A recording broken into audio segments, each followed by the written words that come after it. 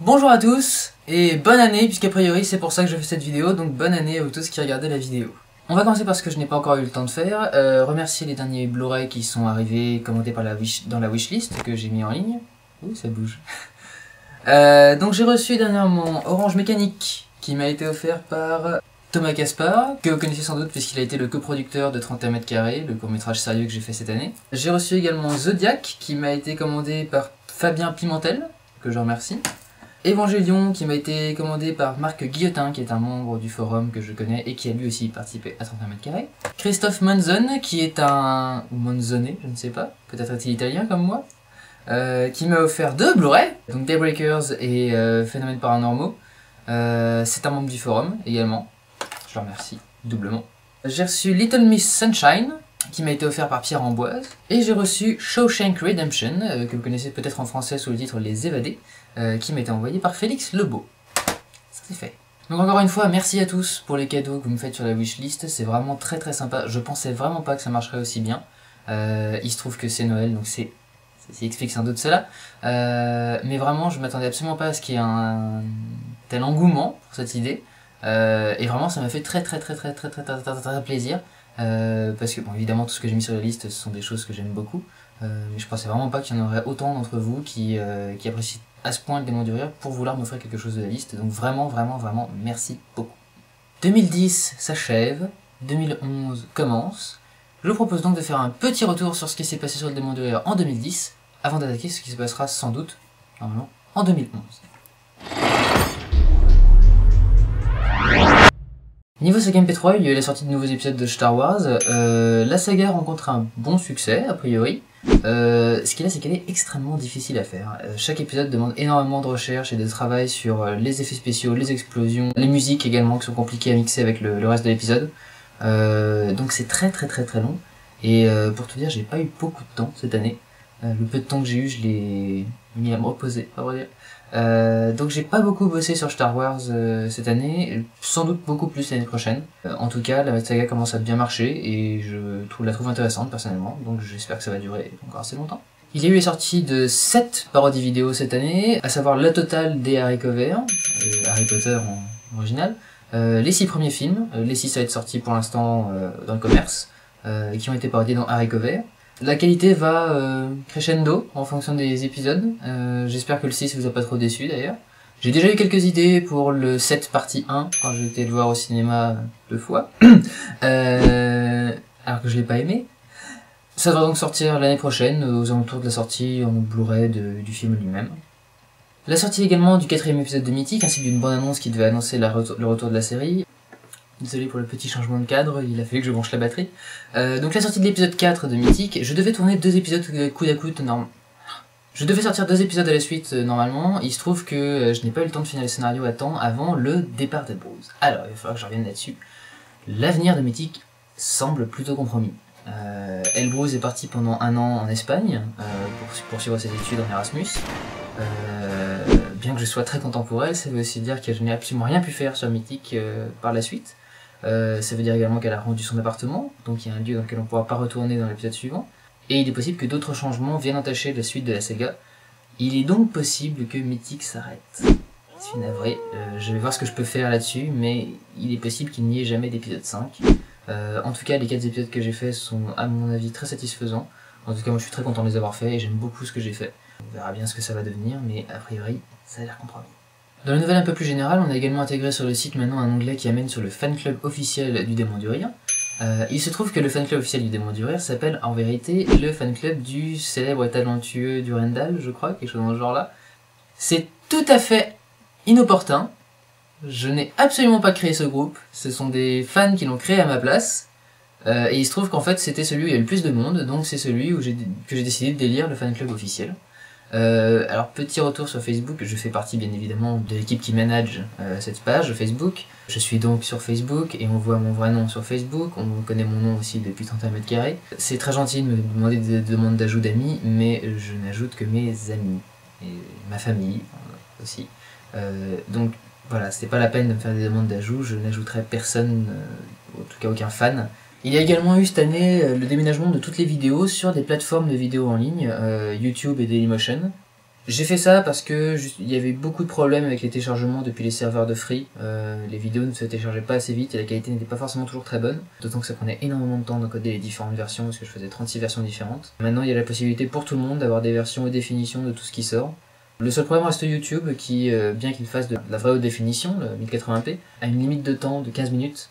Ce qui empêche tous les épisodes de Mythique d'être mis dessus en fait, puisqu'ils font tous plus de 15 minutes, ils font 15 minutes 20, 18 minutes et quelques. Je vais essayer de voir comment je peux résoudre ça, essayer de passer à un statut particulier sur YouTube qui me permettrait de mettre des vidéos plus longues. Voir également s'il n'y a pas dans mes fans proches quelqu'un qui aurait un vieux compte YouTube qui lui permettait de mettre des vidéos de longue durée.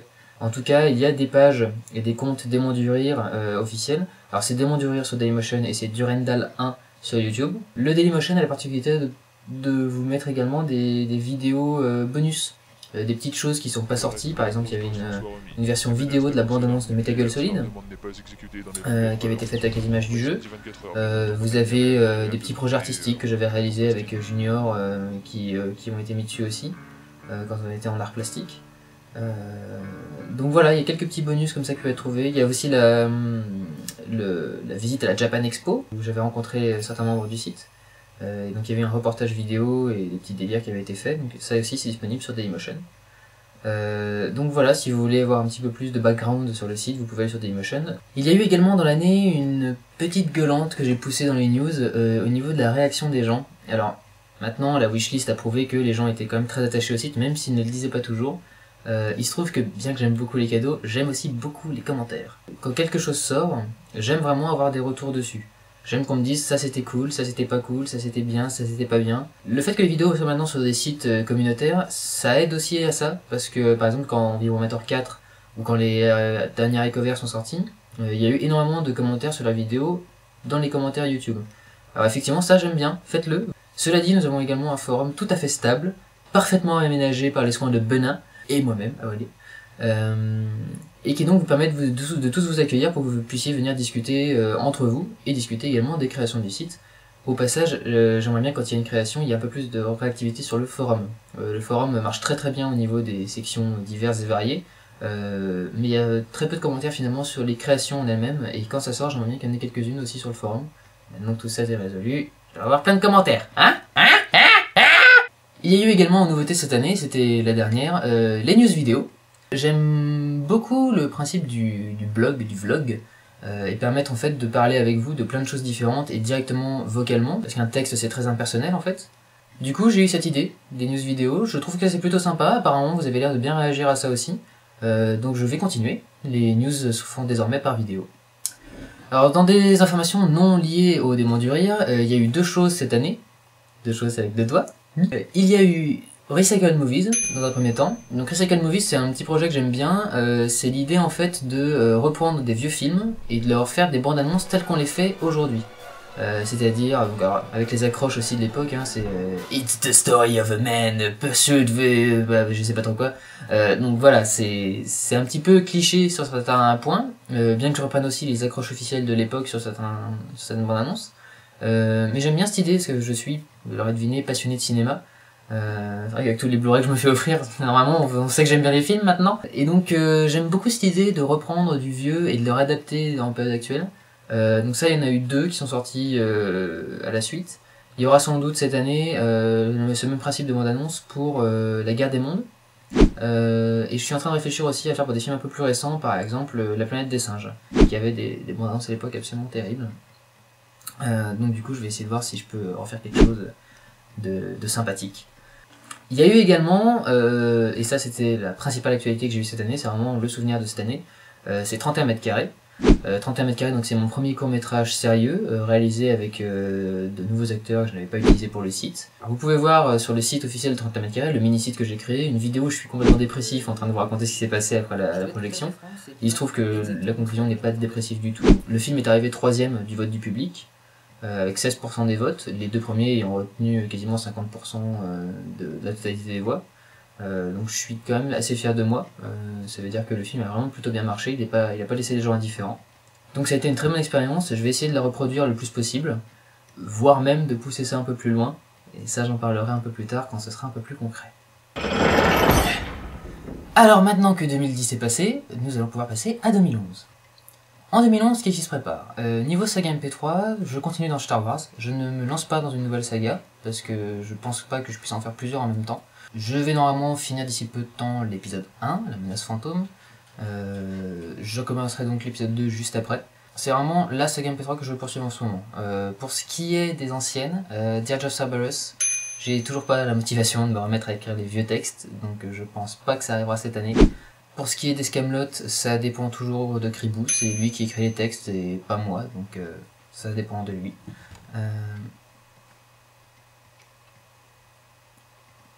Et pour ce qui est d'une nouvelle saga, peut-être une parodie de Crazy Score, Final Fantasy VII ou d'un autre compilation Final Fantasy, a priori non. Vraiment, j'ai fait Crazy Score en long, en large, en travers, j'ai vraiment rien trouvé. Ce chat est dingue, excusez-moi, je vais vous montrer ça simplement. Ce chat est absolument dingue, il se met à me mordre, voilà, c'est sympathique. Et le PQ, c'est parce que je suis enrhumé, vous entendrez quand même que j'ai le nez un peu bouché. Donc pour faire une autre parodie, a priori ce sera non. Vraiment, le reste des compilations Final Fantasy VII ne m'intéresse pas vraiment. Quant à Final Fantasy XIII, ça m'a pas inspiré pour une parodie non plus. J'attends de voir Versus 13 pour voir si ça a quelque chose d'intéressant à parodier, voire peut-être une parodie de Agito 13 qui sortira sur PSP l'année prochaine. Dissidia m'a pas inspiré non plus pour l'instant. Donc non, vraiment Banal Fantasy, a priori la franchise est stoppée pour l'instant.